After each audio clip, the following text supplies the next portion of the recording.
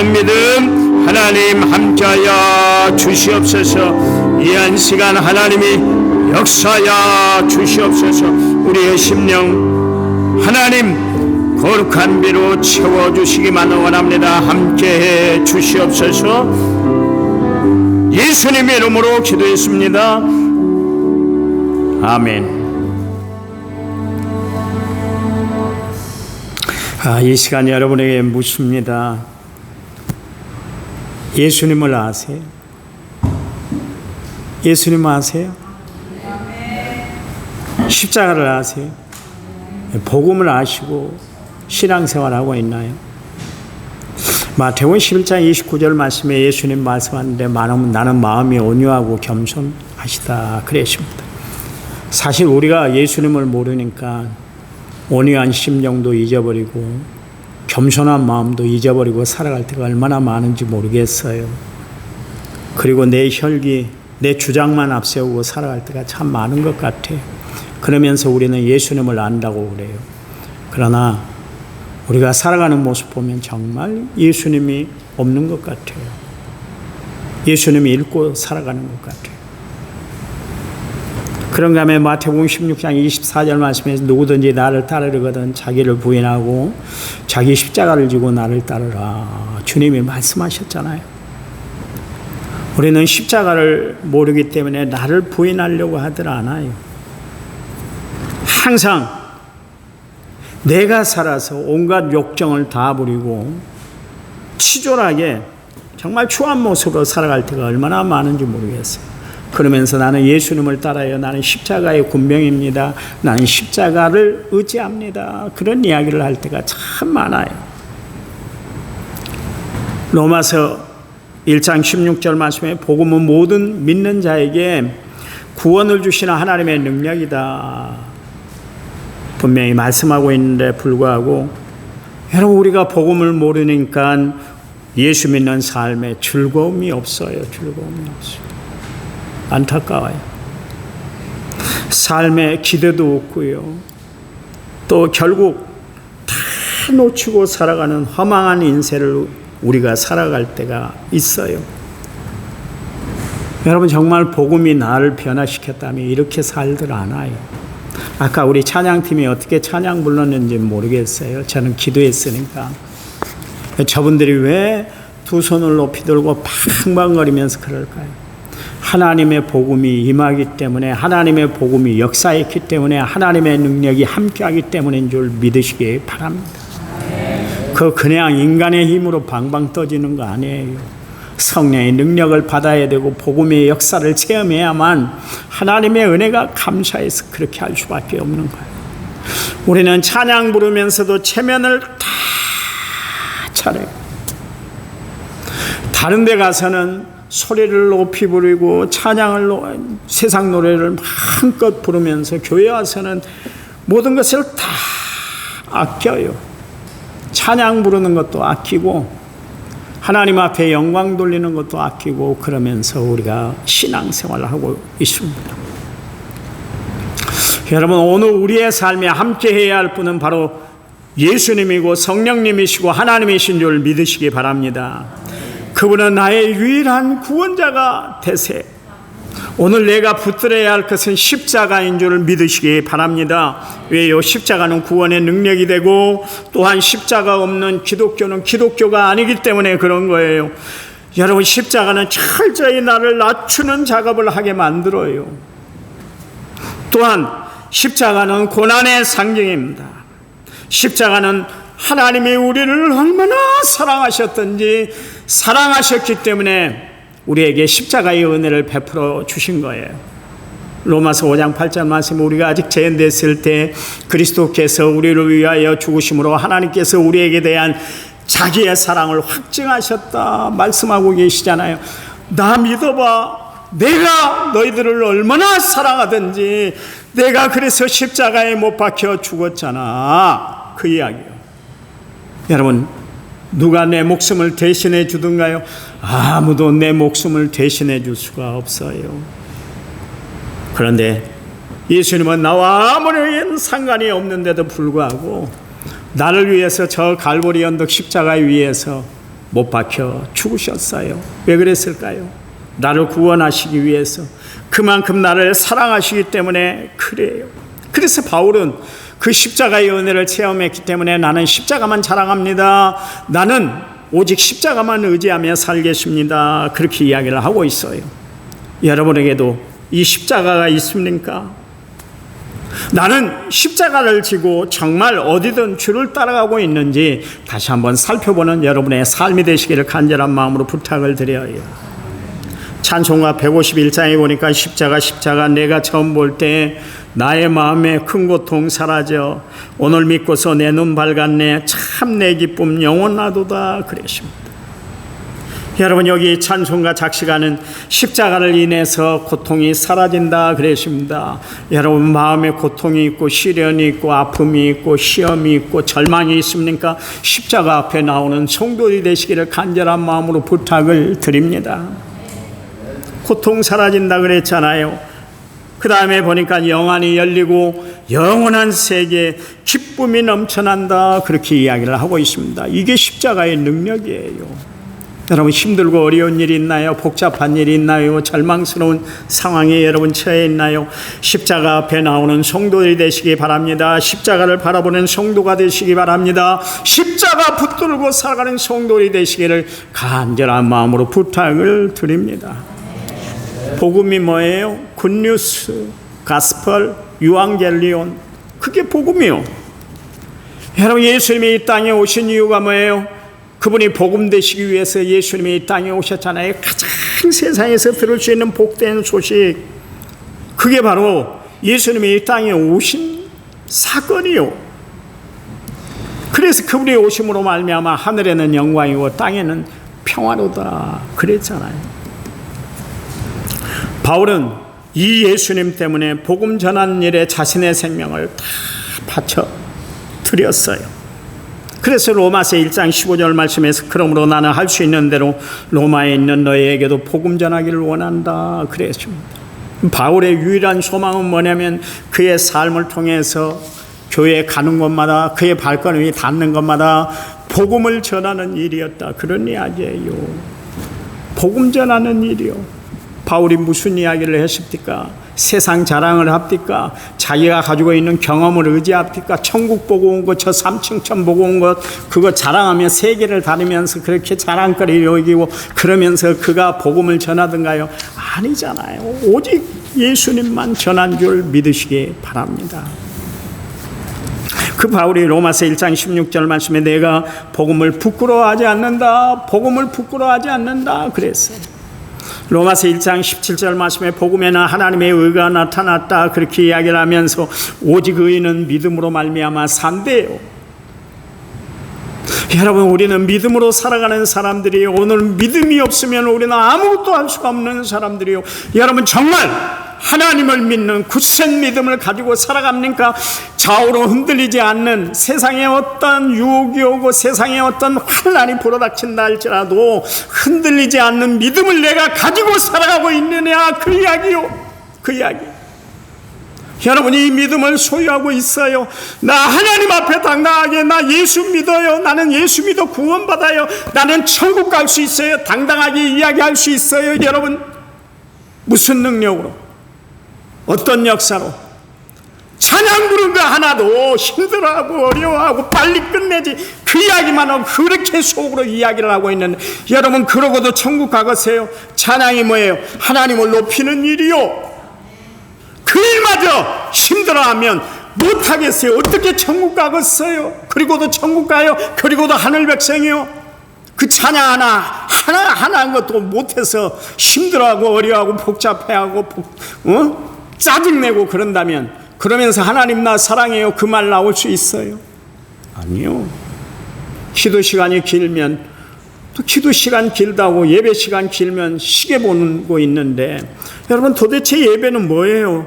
예배가 뭡니까? 하나님 앞에 드리는 거룩한 제사가 예배예요. 내 온 마음을 다해 드려야 될 거 아니겠어요? 온 정성을 다해 드려야 될 거 아니겠어요? 그렇잖아요. 에베소서 6장 15절 말씀에 복음은 우리에게 능력을 준다 그랬습니다. 복음은 우리에게 평안을 주신다 그랬고, 또 골로새 1장 23절 말씀에 복음은 우리에게 소망을 주신다 그랬어요. 또한 디모데전서 1장 11절 말씀에 복음은 하나님의 영광을 보여준다 그렇게 이야기를 하고 있습니다. 여러분 바로 이 복음이 예수님인 줄 믿으시기 바랍니다. 복음 대신 예수님을 모시고 살아가신 여러분 평안한 삶을 살아가시기 바랍니다. 신앙생활에 기쁘시기 바랍니다. 매일 삶이 은혜 안에서 감사하는 삶을 살아가는 성도들이 되시기를 간절한 마음으로 부탁을 드립니다. 오늘 예수님이 우리의 이름을 부르시고 계시잖아요. 그 옛날 여리고성에서 삭개오의 이름을 부르셨던 주님이 오늘 우리의 이름을 부르고 계세요. 김문일 목사야, 김문일 목사야 이름을 부르고 계세요. 그러면서 뭐라 그래요? 내가 너를 안다. 내가 너를 안대요. 다 아신대요. 어느 노부부 이야기입니다. 분식집에 가서 쫄면을 시켰어요. 먹어보니까 먹자마자 콩나물이 상한 거예요. 그래서 그 부인이 콩나물만 다 골라냈어요. 그리고 먹었어요. 그리고 주인에게 뭐라고 이야기하지 아니하고 식탁에 음식값을 딱 올려놓고 그 노부부가 나갔어요. 그때가 코로나 시대였기 때문에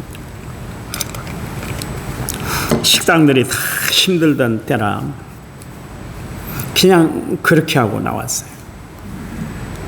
남편이 당신 아내가 정말 음식이 까다롭다는 것을, 음식이 까다롭다는 것을 누구보다 잘 아는데, 예민한 사람인데 왜 그렇게 하고 나왔어요? 그렇게 물었어요. 가뜩이나 경기가 어려운데 내가 주인을 불러놓고 이따위로 음식을 만드느냐, 그래서 어떻게 음식을 하겠느냐, 그런 이야기를 하면 혼자 그것도 분식집을 그렇게 운영하고 있는데 그러면 문 닫을 것 같아서 제가 아무 말도 안 하고 나왔어요. 그런 이야기를 했습니다. 그리고 집에 와서 이 두 부부가 3일 동안 장염에 걸려서 무척 고생을 했습니다. 그리고 다음 주에도 또 교회를 갔다가 나오면서 그 분식점에 들렸어요. 쫄면을 이번에는 2그릇을 시켰습니다. 그런데 마침 주인이 알아봤어요. 그리고 그 부부에게 말을 했습니다. 혹시 지난주 음식을 먹고 가셨는데 집에 가서 탈나신 적이 없으세요? 이상이 없으시던가요? 그랬더니 두 부부가 아니요, 괜찮습니다. 그런 이야기를 했다고 그래요.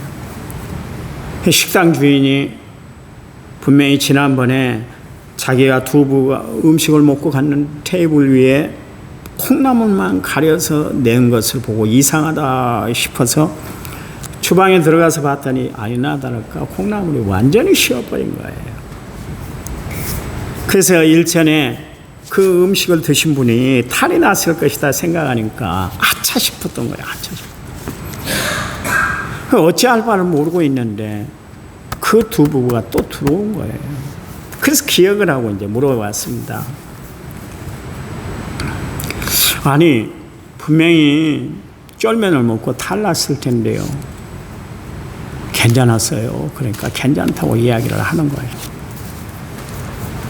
그때가 계기가 돼서 계속 이 노부부가 예배를 마치면 이 분식점에 가서 음식을 시키고 그리고 음식을 먹고 집으로 갔었어요. 우리는 조그만 머리털만 들어가도 크레임을 걸고 주인 부르고 당당하게 머리카락 들어가고 여기 벌레가 들어갔는데 이렇게 음식 만드냐고 막 큰 소리를 치고 그럴 수 있어요. 그래요. 그런데 이 양반들은 아무 일 없던 것처럼 태연하게 매번 대하는 그 노부부가 이 주인이 감동이 됐던 거예요. 그러기를 1년을 그렇게 생활을 했어요. 그러면서 노부부 앞에 이 두 분이 서서 하는 이야기야 이런 이야기를 했습니다. 오늘 제가 교회에 등록을 했습니다. 그런 이야기를 했다고 해요. 여러분, 예수 믿는 사람은 어떤 사람이 할까요? 똑똑한 사람, 판단이 정확한 사람, 사리 분별이 정말 바른 사람, 내 할 소리 다 하고 살아가는 사람이 아니에요. 예수님의 사랑으로 모든 것을 다 품고 살아갈 줄 아는 사람, 그리스도가 베풀어 주신 은혜를 가슴에 담고 살아가는 사람, 잘남을 뒤로 하고 나보다 남을 높이고 살아가는 사람, 예수님이 보여주신 그 십자가의 정신을 실천하며 살아가는 사람, 이렇게 사는 사람이 성령의 사람이고 예수님의 사랑을 나누고 살아가는 사람들이에요. 여러분 아시나요? 예수 믿는 사람은 아무나 예수 믿는 것이 아니요, 여러분 교회는 들어왔지만 진짜 예수 믿는 사람들은 따로 있는 거예요. 너무 이기적이지 않은 사람, 계산기를 두드릴 줄 모르는 사람, 성경의 표현대로 심령이 가난한 사람, 애통한 사람, 온유한 사람, 궁휼히 여기는 사람, 마음이 청결한 사람, 화평케 하는 사람, 세상에 빛이 되고 소금이 되어 살아가는 사람,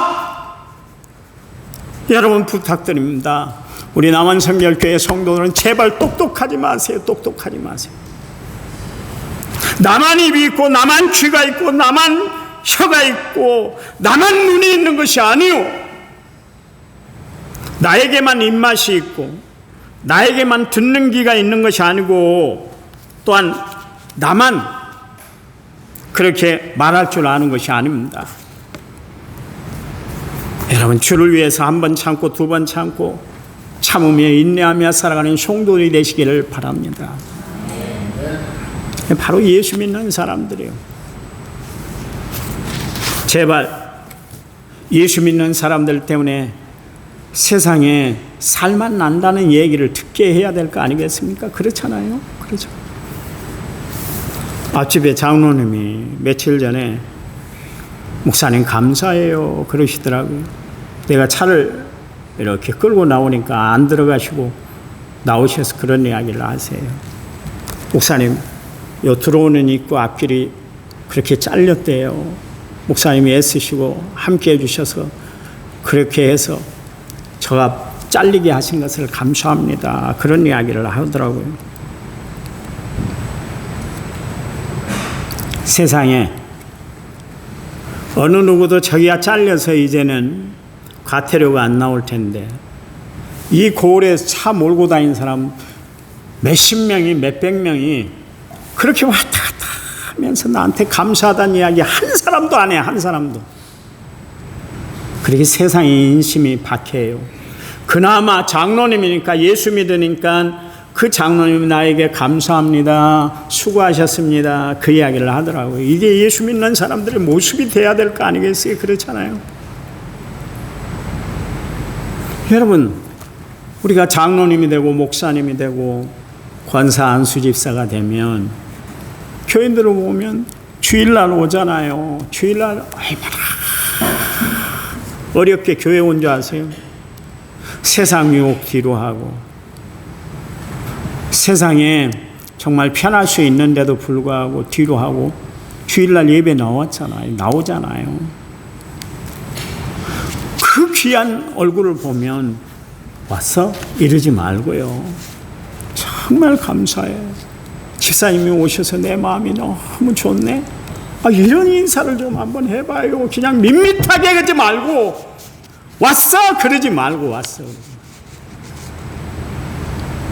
사랑을 좀 나눴으면 좋겠어요. 우리 남한성결교회 특징이 뭐예요? 사랑이 많은 교회인데 표현이 안 되면 안 되는 거예요. 표현이 돼야 돼요. 표현이. 우리가 살아가면서 사건을 어떻게 대하느냐에 따라서 그 사건이 어떻게 나에게 다가오는지 여러분 마음으로 잘 받아들여야 돼요.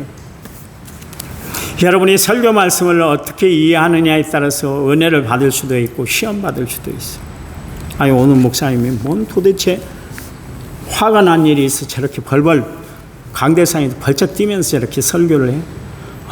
진짜 꼴보기 싫네. 왜 저러신데? 감정도 조절이 안 되시는가 봐. 그러면 시험 들었다는 이야기. 이렇게 이해하면 되잖아요. 목사님이 얼마나 간절하면 저렇게 펄쩍 뛰듯이 얘기하실까. 그렇게 받아들이면 되잖아요. 똑같은 사건인데 어떻게 받아들이냐에 따라서 은혜가 되기도 하고 시험이 된다, 그런 이야기입니다. 초등학교 학생들에게 시험을 냈어요. 홍수가 나서 재난이 났을 때 그 수재민을 어떻게 위로해야 할 것인가 문제를 냈어요. 그랬더니 어떤 학생이 이렇게 대답을 했습니다. 재민아, 걱정하지 마. 언젠간 금방 다시 원상복귀 될 거야. 초등학교 학생이 수재민을 이름이 숫자고 재민으로 알고 재민아 그렇게 이야기를 했다, 그런 이야기예요. 그런가 하면 부모님이 왜 우리를 사랑하실까요? 그 문제를 냈더니 답이 뭔지 아세요? 그러게 말입니다. 그렇게 이야기를 했대요. 요즘 아이들이 답이 이래요. 참 대단합니다. 옆집 아줌마가 사과를 갖다 줬대요. 그랬더니 어떻게 인사해야 할까요? 그랬더니 이런 걸 다 그렇게 이야기를 했대요. 아이들은 모방성을 가지고 있어요. 그래서 어른들이 어떻게 하는가 보고 있다가 그대로 표현하는 것이 아이들이에요. 어떤 사람이 술을 많이 먹고 이런 문제를 냈다는 것도 참 이상합니다만, 술에 취해서 막 소리 지르고 노래를 부르는 사람, 이런 사람을 고사성어에 뭐라고 이야기하는가? 내자로 쓰세요. 그리고 다자를 넣었어요. 가자를 넣었어요. 그랬더니 그게 답이 뭐예요? 답이 뭐예요? 고성방가잖아요. 그런데 답을 이렇게 썼대요. 아빠인가? 웃으라고 하는 이야기에 확 웃어봐요. 아빠인가? 그랬대. 요즘 애들이 가짜를 마지막에 써놨으니까 좀 알아듣고 그러면 고성방가 써야 되는데 아빠인가? 그도 머리를 굴렸는데 아빠인가? 그랬대요. 보세요. 문제를 어떻게 받아들이느냐에 따라서 천차만별로 그렇게 답을 할 수가 있다, 그런 이야기입니다. 신앙생활도 마찬가지예요. 하나님이 이스라엘 백성들에게 고난을 주셨잖아요. 그 고난을 주신 이유는 그것을 잘 받아들여서 앞으로 신앙생활을 좀 잘해봐. 그래서 하나님이 그들에게 고난을 주셨던 거예요. 오늘 본문은 스가랴 선지자가 지은 시인데요, 지은 성경인데요, 이스라엘 백성들이 70년 동안 바벨론 포로 생활을 했잖아요. 그 절망 중에 있던 이스라엘 백성들, 여러분 잘 기억하시기 바랍니다. 우리에게도 절망이 있을 거예요. 그 절망 중에 있을 때 누가 우리를 일으켜 세워주시는가? 하나님인 줄 믿으시기 바랍니다. 이사야서 60장 1절 말씀에 일어나라, 빛을 발하라. 누가 일어나게 하시던가요? 주변에 있는 모든 나라들은 어떻게 해서든 이스라엘 나라를 누르려고 하고 더 이상 힘을 쓰지 못하도록 만들어버린 그런 역사로 이스라엘 백성들이 늘 어려움당하고 고통당하고 시련당했잖아요. 그런데 이스라엘 백성들 일어나라, 누가 이야기하셨어요? 하나님이 이야기를 하셨어요. 빛을 발하라, 누가 이야기를 했어요? 지난 시간에 이야기했습니다마는 꺼져가는 등불도 끄지 아니하시는 하나님. 이스라엘 백성들의 삶이 꺼져가는 등불인데도 불구하고 하나님이 너희들 빛을 발할 거야, 다시 소생한다, 그런 이야기요. 다시 일어난다, 다시 회복된다, 그런 이야기예요. 누가 이런 이야기를 합니까? 세상에 어느 누구도 하지 않는 이야기를 하나님이 하신다, 그런 이야기지 않습니까? 마귀는 우리를 절망케 하고, 마귀는 우리의 패배의식에 빠지게 하고, 마귀는 우리로 하여금 하나님의 일들을 감당하지 못하도록 만들어, 그래서 쓰러지고 넘어지게 만들어버려요. 그런데 하나님은 우리를 일으켜 세워주신 줄 믿으시기 바랍니다. 이사야서 40장에 보세요. 거기 뭐라 그랬어요?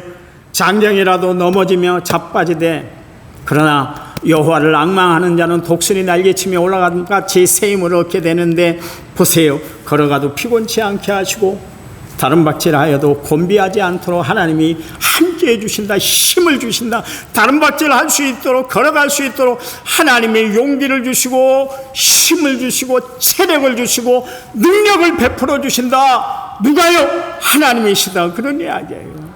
지금 우리의 삶을 책임져 주실 분은 하나님밖에 없는 줄 믿으시기 바랍니다. 대통령이 책임져 줄 것 같아요? 아니요! 미국 우리가 의지했는데 봐보세요. 뭐라 그래요? 사람들을 잡아서 개취급하고 한국으로 다 집단 이주하게 한 게 미국이요. 미국이 우리를 영원히 돕는다고 성조기를 막 휘날리고 데모하고 난리 법석을 피우는데 미국이 우리를 도와요? 아니요. 대통령이 이 나라를 책임질 것 같습니까? 아니요. 정치인들이 책임질 것 같습니까? 경제인들이 책임질 것 같습니까? 아니요. 홈플러스 문 닫는 거 봐보세요. 아니요. 누가 책임져요? 하나님인 줄 믿으시기 바랍니다. 하나님밖에 없어요. 그래서 우리는 하나님을 의지해야 된다. 그런 이야기예요. 스가랴서 10장 1절 말씀에 보니까 비를 구하라 그랬는데요. 저는 가만히 묵상을 했어요. 강릉에 비가 안 와서 재앙급수를 하고 난리가 났잖아요. 대통령까지 방문을 하고 강릉시장에 대책이 있냐 그랬더니 비 올 때만 기다려야죠. 그랬잖아요. 그래갖고 그 양반이 우리나라에서 최고로 무능한 지자체장으로 그렇게 낙인이 찍혀버렸어요. 하루아침에 말 한마디. 사람이 그래요. 높아지는 것도 낮아지는 것도 하루예요. 하루. 이틀도 안 걸려요. 하루 만에 그런 일이 벌어졌잖아요. 비가 왔잖아요. 여러분, 대통령이 강릉을 방문해서 비가 온 것 같습니까? 강릉시장이 믿음이 좋아서 비 올 거예요. 대통령 앞에서 당당하게 이야기하는 그 믿음 때문에 비가 온 것 같아요. 아니잖아요. 그 사건을 보고 전국 교회들이 달라들었던 거 아니겠습니까? 그래, 강릉에 이런 어려움이 있구나, 힘든 일이 있었구나. 그리고 합심해서 기도하니까 비가 내린 줄 믿으시기 바랍니다. 아무것도 아닌 것 같잖아요. 예수 믿는 사람들이 기도하는 건 아무것도 아닌 것 같잖아요. 그러나 하나님의 능력은 살아있는 능력인 줄 믿으시기 바랍니다. 엘리야가 3년 6개월 동안 그 땅에 비가 오질 않았어요. 그래서 어떻게 합니까? 하나님 앞에 갈멜산에 올라가서 기도해요. 그 자갈밭에서 우리처럼 이렇게 편한 의자에 앉아서 기도했던 것도 아니고 그 자갈밭에 정말 자갈에 자신의 무릎이 묻힐 정도로 그 아픔을 무릅쓰고 기도하잖아요. 비를 내려달라고 하나님 앞에 기도했어요. 그리고 사안에게 이야기합니다. 야, 지중해 끝쪽으로 한번 가봐봐. 혹시 구름이 나오는가? 한 번 가고 안 됐어요. 두 번 가고 안 됐어요. 그러기를 7번 갔다 왔어요. 그랬더니 사안이 이야기합니다. 손바닥만한 구름이 떠올랐습니다. 아방에 이야기해라. 지금 비 피해야 된다. 엄청난 비가 쏟아질 거야. 엘리야가 무릎 꿇고 기도했더니 하나님이 그 땅에 비를 주셨어요. 3년 6개월 동안 완전히 비가 내리질 않았는데 그 땅에 비가 내렸다. 그런 이야기입니다. 어떻게 했어요? 기도하니까 하나님의 역사가 나타났다. 그런 이야기입니다. 오늘 스가랴 선지자 그가 하나님 앞에 기도합니다. 비를 구하라. 그러면 하나님이 비를 내려주신대요. 하나님이 어떻게 해요? 구름을 몰고 와서 비를 내려주신다. 그렇게 말씀을 하고 있습니다. 여러분, 우리가 하나님 앞에 기도하면 하나님이 구름이 생기도록 하나님이 역사하는 줄 믿으시기 바랍니다. 그런데 이 비가 중요한데 이 비가 어떤 비예요? 이른 비다. 그런 이야기입니다. 이스라엘 나라는 정확히 3번만 비 오는데요. 더 이상 비도 안 옵니다. 이른 비와 늦은 비가 오고 그 사이에 장마비가 한 번 있습니다. 겨우 조금만 적시는 거예요. 근데 이른 비는 뭐냐면 봄철입니다. 우리나라로는 우리가 봄이 3월이고 4월이잖아요. 그런데 그 나라는 10월, 11월 달 그런 달이에요. 우리하고 좀 개념이 다릅니다. 그런데 그때 봄비가 내리는 거예요. 그러면 봄비는 내리면 어떻게 합니까? 그때? 여러분, 봄비 내릴 때 뭐예요? 농사를 짓잖아요. 그때 봄비에 비가 안 오면 아무것도 할 수 없어요. 올해는 비가 너무 내려가지고 사람들이 다 농사를 망쳤어요. 다 망쳤어요. 왜 그래? 비가 너무나 많이 내려서도 문제고 비가 안 와서도 문제가 되기 때문에 그랬습니다. 이스라엘 봐보세요. 봄비를 구하라, 이른 비를 구하라 이야기는 하나님의 시작에 역사하신다, 그런 이야기입니다. 여러분, 여러분의 시작은 하나님이 역사하는 줄 믿으시기 바랍니다. 그러니 우리도 하나님 앞에 날마다 기도하는데 하나님 봄비를 내려주세요, 이른비를 내려주세요, 하나님 앞에 기도하고 살아가는 성도들이 되어야 할 줄 믿습니다. 여기 보니까 뭐라 그러세요? 봄비를 구하라. 여호와 곧 구름을 일게 하시는 여호와께 비를 구하라. 무리에게 소낙비를 내려서 밭의 채소를 각 사람에게 줄 것이다. 살게 하는 역사가 나타나게 하신다, 그런 이야기입니다. 여러분, 어떻게 살아갑니까? 어떻게 살아요? 여러분, 하나님이 비를 내려주셔야 우리가 살아가는 줄 믿으시기 바랍니다. 그래요, 이 시간 우리가 구해야 할 세 가지 비가 있습니다. 하나는 성령의 비예요. 여러분, 내 마음속에 성령이 임하도록 날마다 기도하고 살아가는 성도들이 되시기 바랍니다. 성령이 아니고는 예수를 주라 시인할 수가 없어요. 성령이 아니고는 우리는 하나님의 역사를 이루어내갈 수가 없어요. 성령이 아니고는 우리는 기도할 수조차 없네요. 그러니 우리는 성령을 구해야 돼요. 날마다 성령을 구하시기 바랍니다. 예수님이 부활하신 제자들 앞에 나타났는데요, 예수님이 뭐라 그랬어요? 예수님이 다른 거 이야기하지 않았잖아요. 그들에게 샬롬 그러면서 너희에게 평강이 있을지어다 그랬어요. 그리고 나서 성령을 받으라, 숨을 깊이 들이쉬면서, 그리고 그들에게 말씀했던 것이 뭐냐면 성령을 받으라 그랬습니다. 여러분, 성령 받기를 힘쓰고 살아가는 성도들이 되시기 바랍니다. 두 번째는 우리가 받아야 할 비가 있는데, 우리가 구해야 할 비가 있는데 은혜의 비인 줄 믿으시기 바랍니다. 모든 것이 다 하나님의 은혜잖아요. 바울이 예수를 믿고 나서 그가 깨달은 게 뭐냐면 나의 나된 것이 다 하나님의 은혜로 됐습니다. 이것을 깨달았어요. 두 부류의 사람이 있습니다. 어떻게 하면 내 것을 더 드릴까, 드리고 싶어서 안달이 나서 살아가는 사람이 있어요. 우리 교인들 중에도 있습니다. 저렇게 살아서는 안 되는데, 저렇게 살면 아직도 빛이 있는데 어떻게 하려고 그러지? 목사가 염려가 되는 그런 교인이 있어요. 그런데도 바치고 또 바쳐요. 그런가 하면 어떤 사람은 자기 것 하나를 일체 손해를 안 보고 신앙생활을 하려고 하는 사람이 있어요. 차이가 뭘까요? 하나님의 은혜를 받았느냐 받지 않았느냐 차이예요. 하나님의 은혜를 받은 사람은 마음껏 베풀고 살아가요. 또 베풀고 살아가요. 왜냐하면 하나님의 은혜가 너무나 깊다는 것을 알기 때문에 그렇습니다. 그런가 하면 하나님이 내려주는 비를 우리가 받아야 되는데 사랑의 비를 받아야 될 줄 믿습니다. 왜냐하면 사랑이 뭐라 그랬어요? 사랑은 허다한 죄를 덮는다 그랬잖아요. 이 세상에 흠이 없는 사람이 어디 있어요? 단점이 없는 사람이 어디 있어요? 다 있어요. 그런데 그 단점을 가리는 것은 사랑밖에 없다, 그런 이야기입니다. 오늘 여러분에게 부탁을 드렸습니다. 세 가지. 성령의 담비를 구하라, 또 은혜의 담비를 구하라, 사랑의 담비를 구하라 그랬으니까 여러분, 하나님이 내려주신, 위로부터 내려주신 그 담비를 흡족히 받아서 내 심령이 촉촉한 심령이 되시기 바랍니다. 메마른 거친 심령이 아니라 정말 촉촉한 은혜가 넘쳐나서 누구를 만나든 무슨 말을 하든지 간에 늘 하나님의 은혜로 감당해 나가는 성도들이 되시기 바랍니다. 바랍니다. 제가 어제 결혼식장을 갔습니다. 근데 나이가 드니까 이 브레이크 밟는 것이 시원찮아요. 시원찮아요. 잘 못 밟아요. 그래서 장로님이 타시고 우리 집사님이 타고 지영이가 이제 타려고 그러는데 차가 밀려간 거예요. 밀려간 거. 아빠! 그러면서 막 화를 내더라고요.